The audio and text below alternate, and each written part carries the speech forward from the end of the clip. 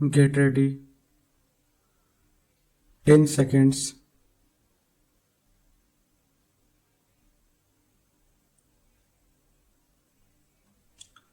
The Industrial Policy Resolution of 1948 was good so far as it went, but unfortunately the spirit of it could not be understood or appreciated by the common man in this country.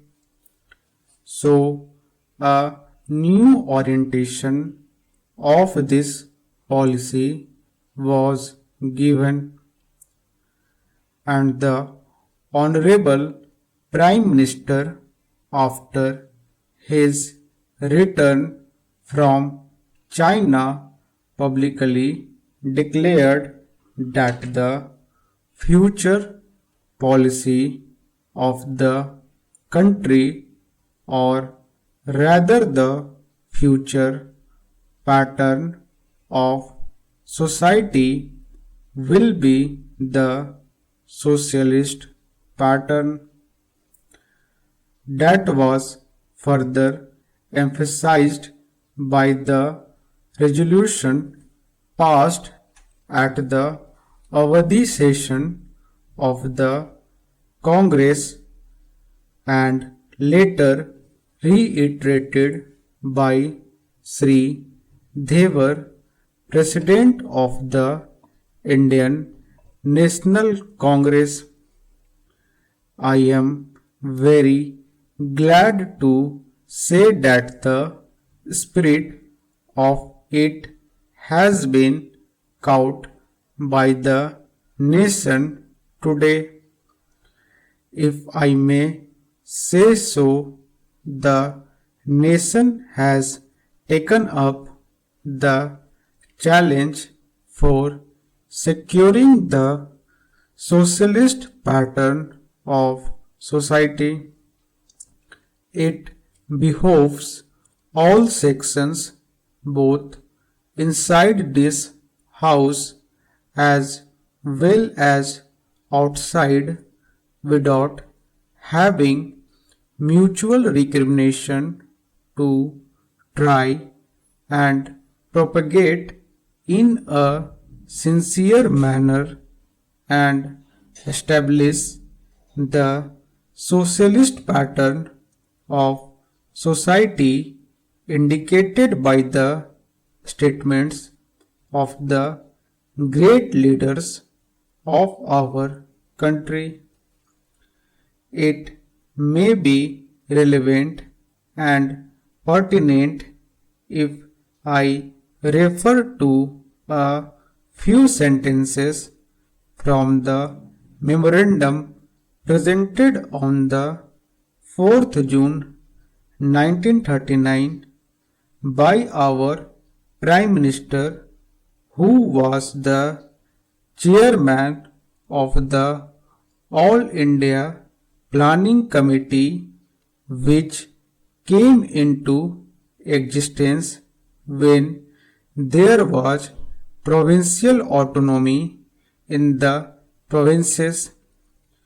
On page 39 and 40 of that report, he stated, "It is clear that the drawing up of a comprehensive national plan becomes clearly an academic exercise with no relation to reality unless the planning authority or those to whom it is responsible are in a position to give effect to the plan. If this authority is powerless or circumscribed or restricted and has limited activities, it cannot plan. An essential prerequisite for planning is thus complete freedom and independence for the country and removal of all outside control. This implies that the country possesses in itself full sovereign authority to take any measures, adopt any policies, and form any relations with other countries as may seem best to its governing authority in the interests of the country and its people. National independence is thus an indispensable preliminary for taking all the steps that might be found necessary for carrying out the 5-year plan in all its various aspects throughout the whole country. At the present moment, it is clear that not only have we in India no national independence, but we are hedged in and obstructed by numerous restrictions, limitations, safeguards, and reservations which block the path to planning and progress. Our plan for national development must therefore be drawn up for a free and independent India. Thanks to the sacrifices made by millions of our countrymen and countrywomen under the leadership of the father of the nation, Mahatma Gandhi, we have today secured complete sovereign political independence at a time when the nations of the world were engaged in the bitterest struggle using all the weapons of destruction. If therefore we have secured political independence during the period of a quarter of a century, it should not be difficult, especially when we are today masters in our own country, to secure a socialist pattern of society as has already been indicated. But it requires the assistance, the propaganda, the active work of all those who are interested in this.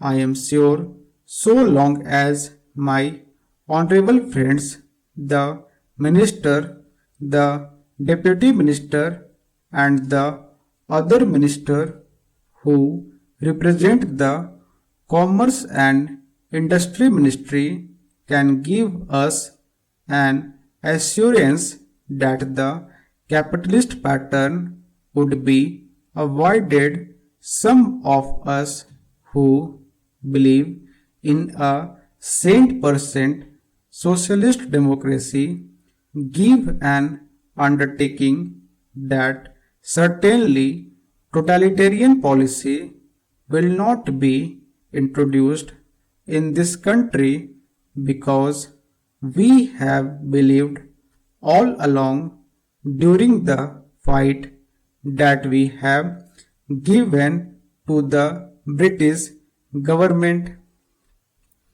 When we secured political independence, that we shall try to maintain democracy undiluted and a socialist democracy at that.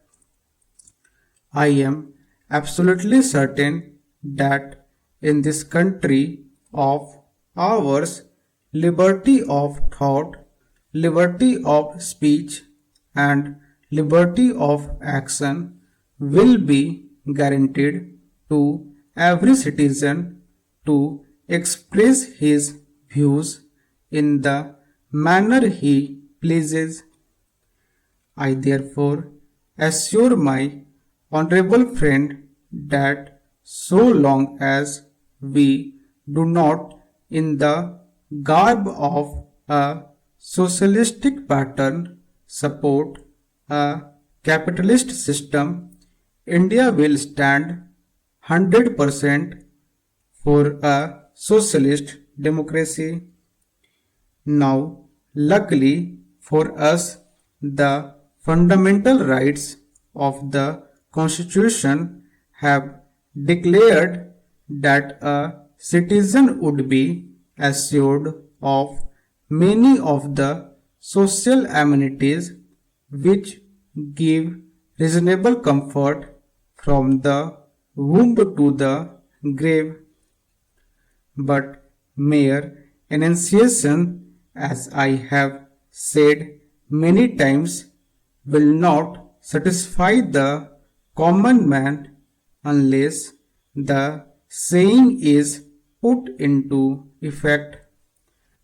I am absolutely certain, therefore, that so long as there is a determination on the part of our countrymen, we will be in a position to secure a socialist pattern of society. It is not even possible to draw up a plan on any other basis.